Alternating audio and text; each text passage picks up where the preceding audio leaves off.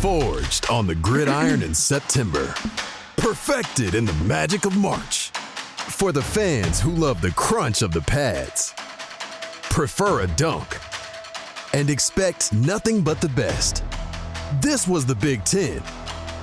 Now this is Bigger Ten. Here's Steve Dace. Man, as cool as that logo is, I'm still not over it. I'm still not used to it. Greetings, welcome to this week's Bigger Ten. I am Steve Dace, and I am alongside my co-host, who is never my partner, the one and only Aaron McIntyre. How you be, sir? Doing all right. We are no longer trudging through the dog days. News is coming in hot and heavy every single day. Of course, it kicked off last week with Big 12 and Mountain West Media Days. This week it's SEC and then... Don't forget Pac-2. Oh, Pac-2. The Pac-2 had their Media Days as well. That almost made me cry. I thought it was so sad. Give them credit for leaning into it. They did an open bar for the media to get them to come. SEC and I think ACC this week maybe. And then to close the month, it'll be Big Ten among other conferences as well. So we're no longer trudging along. NFL training camps, rookies... College football training camps will be open by the end of this month. Exactly. So we are no longer trudging. We are fast approaching the start of the college football season. And I want to bring up one thing before we get to the main entree on today's show. You had this idea last time we did Bigger Ten. You had this idea of a conference should Florida State and Miami come into the Big Ten. Now, Brett McMurphy over at, where is he now? Action Network now. Still at Action Network. Great reporter. One of my favorites, He is a great reporter. He did report last week that, or maybe it was earlier this week, I can't remember, that there is no, quote, appetite, quoting a source from either the Big Ten or SEC. No appetite right now for expansion. Well, of course they're going to say that. If Florida State and, is it Miami? Clemson. Yep. If they actually get their way and eject from the ACC, of course there's going to be an appetite for expansion. So if that happens, with the assumption, again, that Florida State and Miami would come to the Big Ten, what do you think about this format? And I want to go on the record. I'm sick of expansion. I'm annoyed that we're even having this conversation, but you bringing this up the last time we got on Bigger Ten did get my wheels turning. We're going to have to go back to pods some way, somehow. So 4 or 5 team pods. You've got a West, Midwest, South, Northeast, or you could go North. You'd obviously have the 4 new schools plus Nebraska in the West, Iowa, Minnesota, Wisconsin, Illinois, Northwestern in the Midwest. You'd have Florida State, Miami, Ohio State, Indiana, Purdue in the South, Michigan, Penn State, Michigan State, Rutgers, Maryland in the Northeast or Eastern Division, whatever you want to call that. So 4 5-team pods, okay? You play 4 games every year against your own pod, so you keep your 9-game schedule. 4 games every year against your own pod. You play 3 games against the team that finished in the position you finished in the other 3 divisions or 3 pods in the conference. So it's kind of formulaic like it is in the NFL. So that's 3 more games. You're up to 7 now. And then the final 2 weeks of the season, you don't know who you're going to play year in and year out. It becomes a quarterfinal, semifinal into the Big Ten championship game for the top 8 teams. For the bottom 12, I didn't think that far because it made my brain hurt. What do you think about that for an overall? Because you'd still be satisfying. Chances are, year in and year out, you're still going to get the marquee matchups that the TV networks absolutely have by going to somewhat of a formulaic schedule for your non-pod games. Well, remember during the COVID year, the one thing the Big Ten came up with that everybody liked was that extra game based on the standings of who you would play. Do you remember that? And it was kind of open who that was going to be the last week of the year. 2 of those games actually got played. Yeah, and almost, as you said, almost none of them got played. But kind of reincorporating that and using them as play-in games, and they can give everybody else a game, too, to play themselves in a bowl eligibility. The bottom 12 teams can do the exact same thing. I kind of think that has some potential. I think that's very intriguing for sure. You know, I got to look at this as parochially. It's also the bedrock game of the entire league. I know. But what do you do with the meaning of Michigan and Ohio State? To me, you have to put them in a pod together so that there's some form of cataclysmic stake for that game beyond the rivalry every year. You see what I'm saying? Yep. Because if they're not in the same pod, then you could potentially see them play for the Big Ten championship, but that's not a guarantee. Yeah. You want to guarantee that game gets played every single year. So there'd be a tweak or two there, but conceptually, I find it very interesting. What I was trying to get to last week is, and you're doing it somewhat to this end too, is to preserve the traditions of the regionality of the sport. Yes. And the reality is, as an Iowa fan, tell me, do you want to play Minnesota more or do you want to play Oregon more? Minnesota, although Oregon will be fun, maybe not on the receiving end, but I mean, that's still a cool matchup to think about. But Minnesota. It is, but you grew up with that. Yes. That's a part of an idea. If you're an Oregon fan, do you want to play Iowa more or do you want to play USC or UCLA more? Yeah. You see what I'm saying? Yeah. And I think that also kind of, because what we talked about last week, you still get your guaranteed marquee matchups and you're guaranteed of no rematches in the conference championship game. This does some of the exact same thing while also offering an olive branch to those who, want to see that kind of variety. And if you're somebody younger, then you might have a different, and I say this now like you're an old man, okay? But if you're a Gen Zer, you may have a different answer than you and I just had to what's more important to you, tradition or originality, right? So it's a fascinating concept for sure. I love the idea of the mystery at the end of who the opponent is. I think that that's kind of cool. I think that definitely is something that could be emulated for sure. I like it. All right. I'm ready for this conversation. This will be fun. We did this for the first time last year. Yeah. I know you love this thing. And so this is our annual Big Ten Dream Road Trip. All right. Go week 1 through week 14. Yeah, and the way we'll do this is you'll begin. I'll give my week 1 matchup. Week 2, you'll start. I'll finish for the week. And the way I tried to do this, somewhat like the way I tried to do it last year, I tried to avoid, and I did avoid completely, choosing the same game that you did. So basically, if you took a game off the board, then I tried to, as best rationale as I could, try to find the second best Big Ten game. And of course, in week 1, I had to take another liberty, which we'll get to in a minute as well. All right. So there are. There's 2 rules here. You only can pick 1 game a week, and you can only pick to be at one stadium once the entire season to try to get. I originally was going to format it that you couldn't pick a team more than once. I just couldn't come up with enough good games. Yeah. I then was going to say you couldn't pick a team twice unless you'd picked everybody once. That didn't work out either. Okay, because the imbalanced schedule just makes it very hard to do either one of those. So. Maybe even impossible after I looked at it for several hours over the weekend. So you have to pick 1 game a week, but you can only go to a stadium 1 time. All right.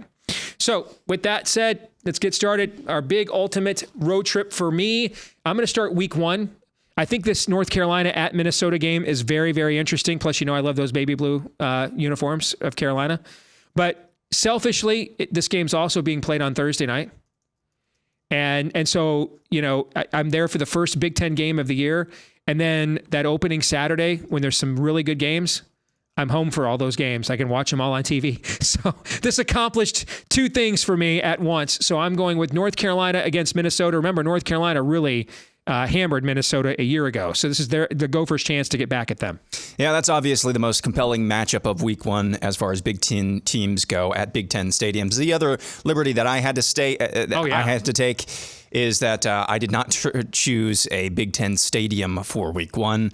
I did Penn State at West Virginia. That should be a game that Penn State should handle pretty easily, but the spectacle, at least at the very beginning, these teams there's still some rivalry in the Blad, especially when it comes as far as West Virginia is concerned. So that should be a spectacle for the first quarter at least. Yeah, the old Eastern Independent era. Yep. Yeah, that's the first Big Noon game of the year. Yeah. The Big Noon crew is going to be there. So that'll be a fun game. All right, week 2, maybe I'm biased because I, built a career covering it year round, but this is the most underrated in-state rivalry in the country, is Iowa State at Iowa. And both of these teams are among the nation's leaders in returning production. I think it's possible both of these teams could be in the top 25 when they play. I wouldn't predict it, but I think it is possible. I think Iowa will be ranked. I think Iowa State's going to at least get some votes. So plus I had to get one of the themes you're going to see after this week 1, where I just wanted to make sure I was home for the first weekend. The rest of the season, I'm going to try to get to as many venerable stadiums and atmospheres as I possibly can. All right. And so started off with, I had to get to Kinnick Stadium at least once. All right. So Iowa State at Iowa. Plus for me, there's a lot of nostalgia there, given how much time and energy I've invested in this rivalry in another life. Yeah. So this was the first exhibition game I played in college football, 25, turning the difficulty level up a notch, and it was 30-0 Iowa State at the end of the first quarter. Iowa's offense is terrible in that game. Terrible in real life and in that game. So I've got the heebie-jeebies about that one. This one's pretty easy for me. It's the only game. There are a lot of actually compelling matchups at Michigan Stadium this year, but this one might be the most compelling given the place in the schedule, because this is going to tell us probably a lot about both of these teams, but Texas at Michigan. Again, I think that is the big noon game that week. Yep. I don't like big noon. I'm on the record with that. But Really, you don't? No, I like night games better. I want that to be the premier. I love that crew. Though. I do too. I love Gus. But I've got kids now, and so basically watching football in the middle of the day. Yeah, 11 a.m. can be tough. It's kind of tough to actually sit down and watch a game, basically any time of the day.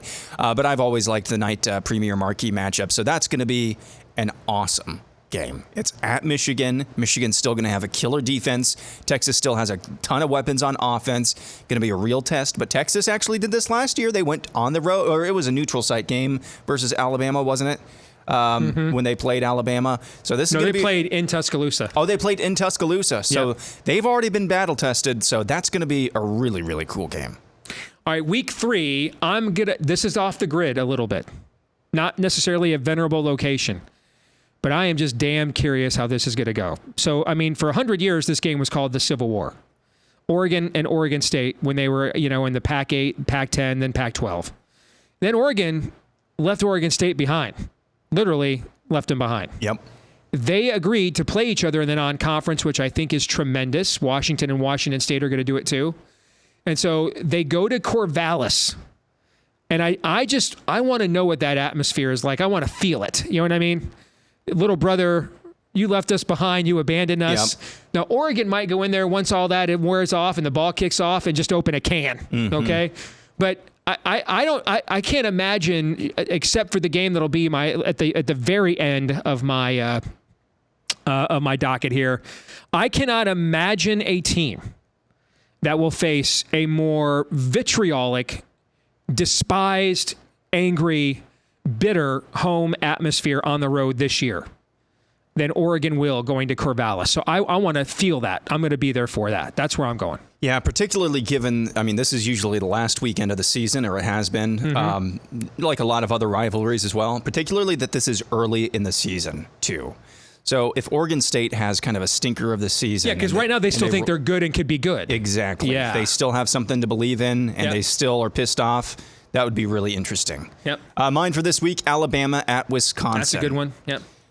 Is this Dude, one? Man, you're going with that. You're getting the headliners here. This is a hell of a 3 weeks. I know. Yes. Yeah. So you're kind of going more strategic, but I've picking up the dregs here. Let's see. So this is going to be at Camp Randall, is it not? Yes. So this is the difference. You remember a few years ago, Wisconsin played LSU, but that was at Lambeau. But this will be at Camp Randall Stadium. This is going to be, and this is kind of a theme in some of these matchups that I picked, trying to defer from yours, is that these are going to be kind of turning points. You're going to see, even if they lose, you're going to kind of see what Wisconsin is made of. Yep. In Alabama, you're going to see, what corner did they turn or what new page did they turn. You're going to find out a lot about Alabama as well going into a hostile environment. That will be hostile. Wisconsin, in recent years, I've heard this amongst the podcast class, particularly surrounding Big Ten and Iowa adjacent teams, that Camp Randall is pretty sleepy sometimes at the very beginning of games. I don't expect that for this one. This one's going to be lit. So that should be an amazing atmosphere too. All right, week 4 for me, picking up back again with the theme of venerable stadiums. I got to get to Baton Rouge. Now, this thing is probably going to be a name your score Saturday for LSU, okay, against UCLA. And yes, folks, UCLA at LSU is a Big Ten game. I know. I'm still not. It still hasn't resonated yet, internalized it yet. But that eye of the tiger at midfield, I got to be there. So that's on your bucket list. Is it one of the two Death Valleys? There's a war between LSU and Clemson. What's the original Death Valley? But I'm going to LSU against UCLA in week 4. For me, I'm doing Northwestern at Washington. Now, why? Purdue plays at Oregon State that weekend as well, but this is going to be the first Big Ten game between these two teams. Again, a weird matchup. This is a Big Ten game. Purple on purple. Purple on purple. It's going to be maybe late at night, too. That's going to be an interesting atmosphere. That's kind of another one, the geographical weirdness of this as well. That's kind of one of the rubrics that I tossed, and that's going to kind of be the first big road trip for a traditional Big Ten team going on the road at Washington. So that's kind of the undercard that I chose for this week. All right, let's go to week 5. I am going to West Lafayette. This is more of a strategic play here, but it's also this is the kind of game you want to talk about pivot points and swing games in a season. This is the kind of game Nebraska has lost over and over again over the last 7 years. And so if they're really going to be back, at least to some extent, at least how about getting into a bowl game, this is a game they should win. On the other hand, it's the kind of game, if you're Purdue and you can steal it, maybe you get to a bowl game in year 2 under Ryan Walters. So this is my way of telling you not the greatest slate of Big Ten games. So I'm going to pick one that I think has some ramifications for the rest of the season, because this is the kind of game, if you're Nebraska and you're going to be an 8 to 10 win team, you should win this game. Yeah, indeed. I think they could roll into that pretty easily. 3-1 or 4-0 Nebraska could. But that's going to be, it's already scheduled for 11 a.m., So it's not, I don't know if the juices are going to be necessarily flowing at West Lafayette, but you're exactly right. This is the type of game Nebraska has lost in the last several seasons. Mine for this week is Wisconsin at USC. I think this is a sneaky, really good game. Sneaky, really good game. Because these teams kind of are in the same spot. Now, Wisconsin is not losing a Heisman caliber quarterback, a first overall pick quarterback like USC is and Caleb Williams, but they're kind of in the same spot. Wisconsin is just on opposite sides of the ball. USC is attempting a facelift defensively. Wisconsin is still attempting a facelift offensively. I think that could be a really compelling matchup, and I also needed to visit USC, so I think that could be a sneaky good game. So that's my Week 5 game. I agree. Clash of styles, too, man. Yes. Although, not so much, I guess, now that I think about it, because, they're under Luke Fickell trying to run more of a USC kind of offense. Week 6, Husky Stadium, the commute there, the aquatic commute into the stadium, the possibility of this being a night game, rematch of the national championship. I'm going to Michigan at Washington in Week 6. I have got Week 6 USC at Minnesota. First weekend of October. Really that just looks really weird. First weekend of October. Southern California meets Minnesota. October, it's already cold in Minnesota. You're going to see the same thing for the next week that I've got. I think that could be an interesting game, again, just from the geography. USC should win that game. In fact, they don't have odds for that one yet, but USC should win that game on paper, but you never know. It's already, they're not used to the cold, and it's cold even the first weekend of October in Minnesota. It's going to be interesting. And again, kind of similar colors too. I'm going for anything I can grasp at here. It's just a weird looking Big Ten matchup that I want to see. All right. Rounding out the first half of the year, this is, no-brainer. Yeah, that Ohio State at Oregon, Autzen Stadium. Fox has already said this will not be a big noon game, which makes it very likely this will be the primetime game with Fowler and Herbstreit. The atmosphere there is going to be absolutely nuts.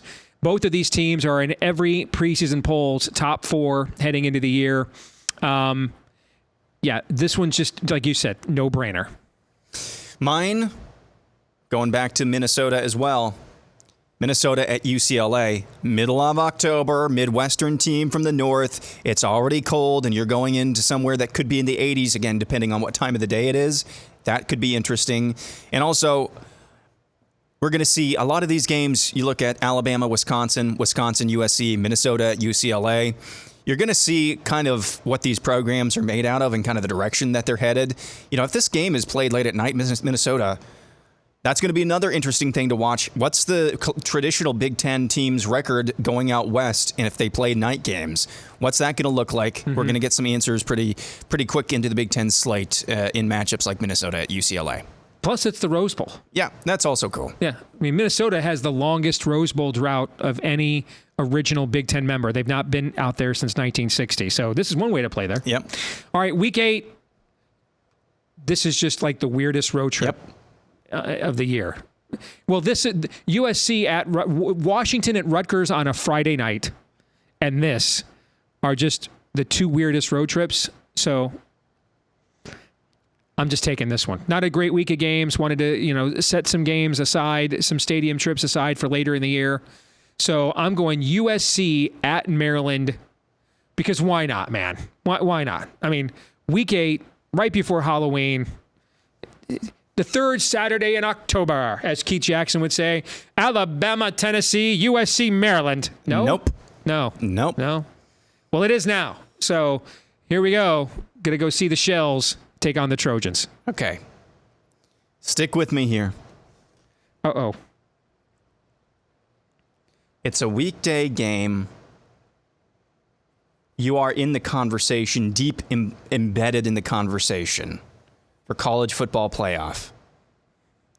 You have to go and fly approximately 1,500, I think, miles, maybe 2,000 miles, probably between 1,500 and 2,000 miles. You got to go fly on a weekday, probably the weekday before, and play a game at 5 p.m., a standalone game at 5 p.m. body clock time in a sleepy, probably, stadium. This week, I've got Oregon at Purdue on Friday.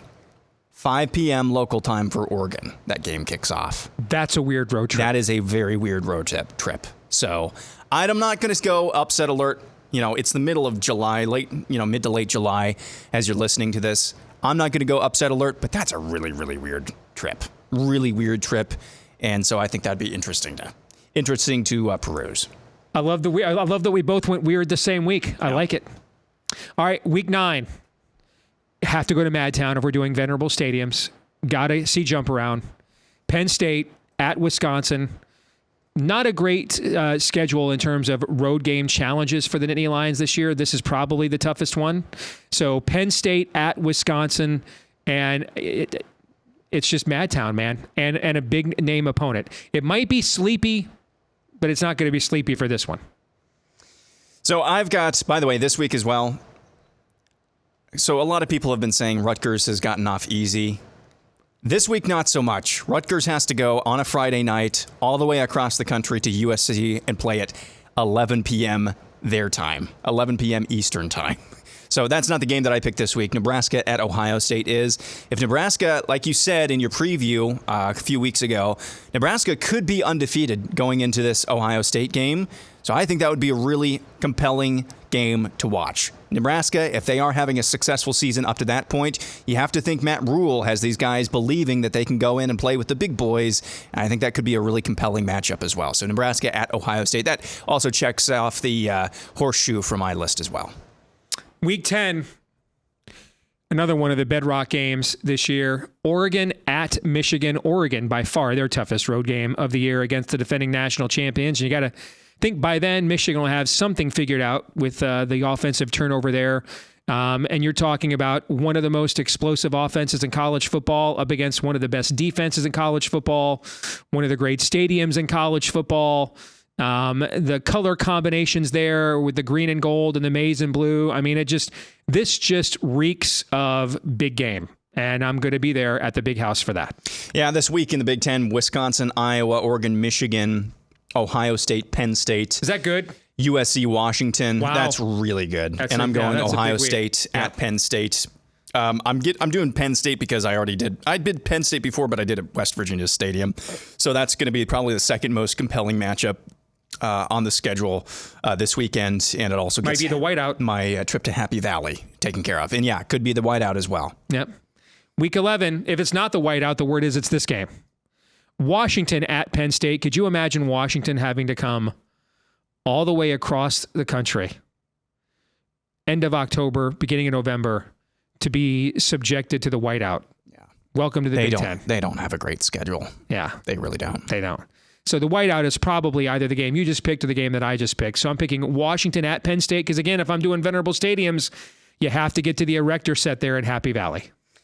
So I've got Oregon off my list now here. I've got Maryland at Oregon in Week 11. I think that's an interesting matchup. Iowa, UCLA on the road on Friday night, but I've already picked UCLA, the Rose Bowl. So I'm going with Maryland versus Oregon at Oregon. Matchup-wise, this should not be a problem for Oregon. But again, usually by this point of the season, we have a pretty good feel about what Maryland is going to be. But if they happen to have a great season where they're heading into this game, what would they be? 8-1 or 7-2, even 6-3, something like that. This could be a compelling matchup, but it also gets Oregon off my list. Week 12, if we're talking venerable stadiums, does it get any more venerable than Wrigley Field? Probably not. Ohio State playing at Northwestern, but the game will be played at Wrigley Field in November. I mean, what are the winds coming off the lake, do you think, for this game in November? Remember, Ohio State Northwestern played a game a couple of years ago in some crazy weather with wind and rain, and it basically shut down C.J. Stroud and Ryan Day's offense, and they had to pull that one out against a really bad Northwestern team. Yeah. You could see something like that at Wrigley Field again. But this Ohio State team, with the way it wants to run the ball, probably a lot more prepared for that environment than the previous Ryan Day iterations. So I hope the Wrigley Field staff is more prepared than they were for Iowa versus Northwestern last year, because there were a lot of potholes. A lot of potholes. So, again, with picking up on my overall theme of venerable stadiums, it doesn't get more venerable than Wrigley Field. I'm there.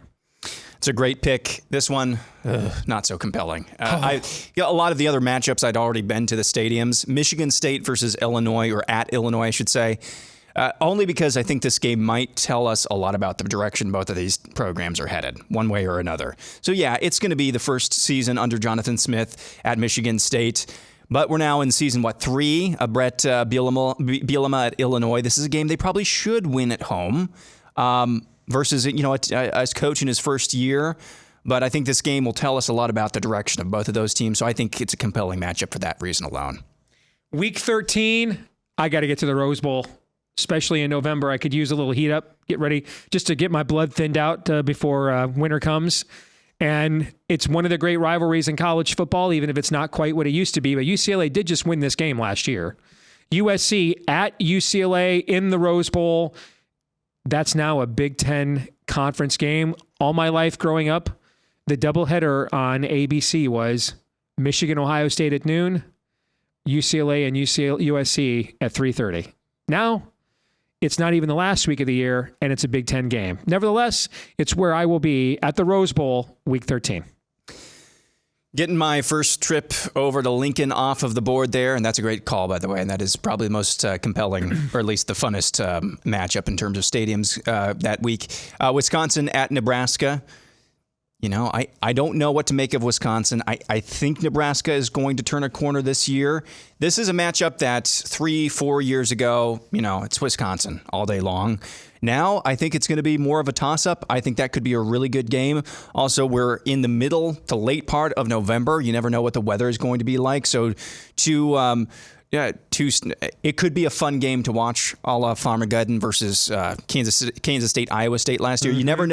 You never know. Red on red in the snow could be really cool to see. Yep. Be Christmas time, too. Mm-hmm. Was there any doubt this is how this was going to end for me? No. The shoe, the game. Michigan at Ohio State. I said earlier, outside of Corvallis, what Oregon is, what's awaiting Oregon and Corvallis, I could think of only one other environment in college football this year where the road team will be more despised than Oregon will be that day. And it's this one. Michigan has taken everything from Ohio State. Dominance in the league, the rivalry, identity, their manhood. And Ohio State has maybe the most expensive roster in college football history. And all these guys came back to finally get it done and win this game. And this is their last chance, at least that class anyway. So Michigan at Ohio State, the game is my game for the final week. All these Big Ten games and involved games, Minnesota, Wisconsin, as always, Nebraska at Iowa, as always. Washington, Oregon, that's another Big Ten game on the last weekend of the season. Another big rivalry. Notre Dame, USC, and then Fresno State versus UCLA, although that could be a good game as well. Fresno State is my group of 5 or group of 6, whatever you want to call them now. That's my darling. There's your Hawkeyes. Yeah, I was wondering when Nebraska, Kinnick was coming in. Nebraska at Iowa. This is going to be on Black Friday, except it's going to be a night game on NBC, 6:30 on Friday night, Black Friday night. That's the first Iowa-Nebraska game that actually kicks off under the lights. Most of them, if they started at 2:30, they would end under the lights. First one that kicks off under the lights, and that's going to be a lit atmosphere in Iowa City. Plus, it gets you home for Rivalry Saturday all the next day. Yeah. So you don't miss any of those games you just mentioned. Notre Dame, USC, Michigan, Ohio State, none of those games. Indeed. Great stuff. That's always a lot of fun. We'll come back and play Would You Rather here in a moment. All right, Aaron, time to play Would You Rather. I'll begin with you, if you don't mind. Would you rather take Ohio State and Oregon or the field to win the 2024 Big Ten Football Championship? I'm going to go with Ohio State and Oregon just because I've looked at the odds, and I just don't think there's, I don't know what the value of the field would be, but if I was to, hey, is there value in picking Penn State? Well, they're at like 4-1 or 5-1, and I think it's similar with Michigan. And to me, I think it's more likely that Ohio State and Oregon prevail than it would be worth it to take a flight. Now, if it was up to 8 or 9 to 1 with some of these other, or even 6 or 7 to 1 with some of these other teams that have legitimate shots, I might reconsider. But I'm still taking Oregon or Ohio State. Okay. If you're a Minnesota fan, I'm not picking on them. It just popped into my head. I'm sure it's random. Yes. I might do this with Illinois as well. If you're a Minnesota fan, would you rather be guaranteed 6 to 8 wins every season or take your chances with someone other than Fleck if he doesn't have a true breakout season again soon, within the next 3 years? I think it is more important than ever before. Man, this answer is going to be really condescending. And I truly am sorry. I don't See, this is what I was trying to evoke. I know you were trying to make it so that the comment section loves me again. But I'm really not trying to be condescending. This isn't a flame. I'm not trying to flame anything, troll anything. Pardon me. But I think it is very important for a lot of programs in our league now, given this era we're in, to be self-aware. Very important. And to understand, I'm reminded of what Brad Holmes, my GM with my beloved Detroit Lions, said when he decided not to draft a quarterback after the first year with Jared Goff. But he thought he saw enough there that Jared Goff was going to resurrect his career in Detroit, which he has. He's been a Pro Bowl quarterback the last 2 years in a row. Okay. But he said, one thing you'll find in the NFL at quarterback, it's a lot easier to get worse than it is to get better. And I thought, you know what? That's true. There's a scarcity of high-level quarterbacks. And so when you have one that's in that Jared Goff, Kirk Cousins range where you're not a top 7 or 8 quarterback, but in any given year you're a top 9 or 15, you know what I'm saying?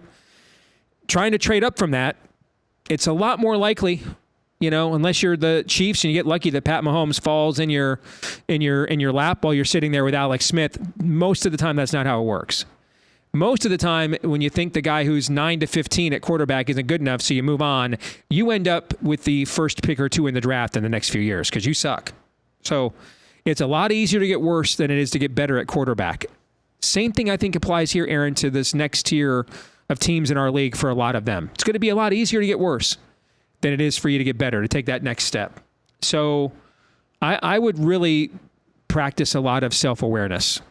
That's what I would do. I'm not saying to think you could never break through, but I think it is more likely that you'll bottom your program out and then find that person than it is you'll successfully build on what somebody like PJ or Jerry Kill did before him or Glenn Mason before him, and then suddenly find yourself, in the same tier as Michigan, Ohio State, Penn State, USC, Oregon. Far less likely, I think. So in the previous era, these managing expectation talks that you would have, they did piss me off because I was like, well, on the one hand, why does a team like Iowa State think that, hey, this could be our time, we could win the Big 12, apples and oranges, yes. Whereas a team like Iowa or Minnesota or Illinois, hey, you need to manage your expectations. Because I think there were opportunities for the taking there in the previous era. And so, yeah, you need to have higher standards because there's room to make hay while the sun shines here. Now I'm not that way anymore. There's too much competition, way too much competition to just treat this like the NFL, like too many in the NFL do. And hey, one bad season and you're gone. If you are lucky enough to have a roster full of guys who actually want to stick around and develop, that's an advantage that a lot of teams don't have, and you have to recognize that even if you have an off year. Again, things have got to change with paying players, making sure they're retained as best as possible. But yeah, keep in mind about this with Minnesota as well, Aaron. They never won the Big Ten West. They never got to the Big Ten championship game. So it's one thing to have this conversation with Wisconsin and Iowa, who went multiple times, or even Northwestern, okay, frankly. Minnesota never got there. Illinois never got there. You know what I mean? I mean, if you could not do that, we can argue about whether Iowa and Wisconsin are worthy of being put into that conversation. You cannot argue that Minnesota or those programs should seriously consider their level of self-awareness. If you could not take advantage of the parity of the West one time to go 9-3 and make it there, then I have to really wonder how the hell you're going to go 10-2 in this Big Ten and make it to Indianapolis. I don't see that. Agreed. Yeah. And I hate that, but that's the reality, I think, where we are right now.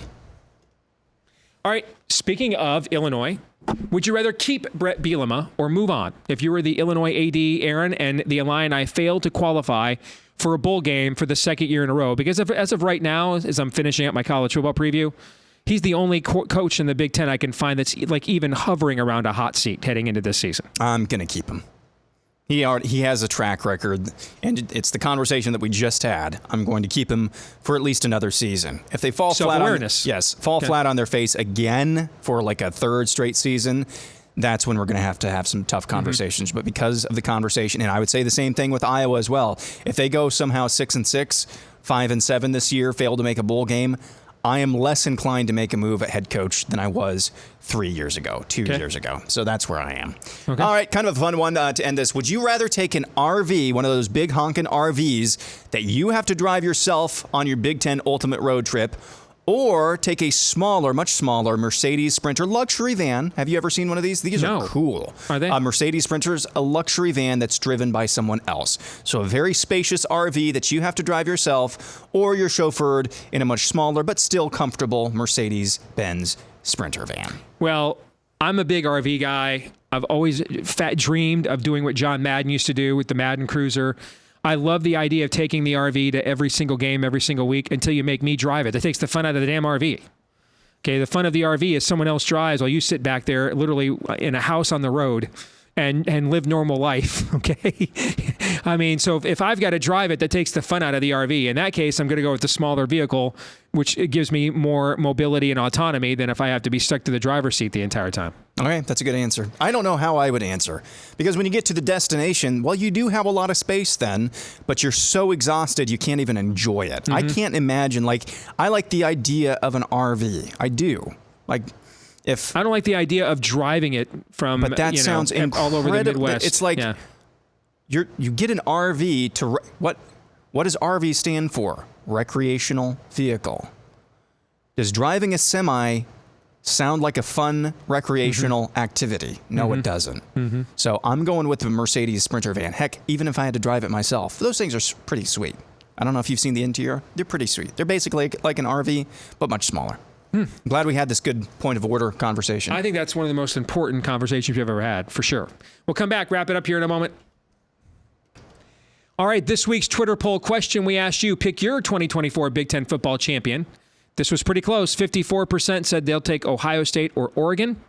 46% said they will take the field. I would take the field, even though I'll tell you right now, spoiler alert, I'm going to predict Ohio State and Oregon in the Big Ten championship game. But in an 18-team league where there's way more variance and there's at least two more teams that are in everybody's consensus top 12, and Iowa and USC aren't right behind that, that's a lot of variance to be betting on only 2 teams. You know what I'm saying? So, yeah, I need to know what the odds are for the field, though. Fair. Before, like in the entire field. Because when I answered, I said, well, if you pick a specific team that has an opportunity in the field, I don't think the payout is worth the risk. But if you gave me the odds on the field and you're telling me you can get the field at even minus 200, so that's 16 other teams that could make or break this, that's not a bad deal.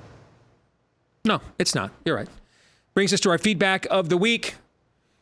I was responding to people who think if you really think the Big Ten is just going to let the most valuable properties in the ACC head to the Big 12, you're as cognitively impaired as Joe Biden. Bob Curry with the feedback of the week, unfollowed. Thank you, Bob. Cool. Appreciate that.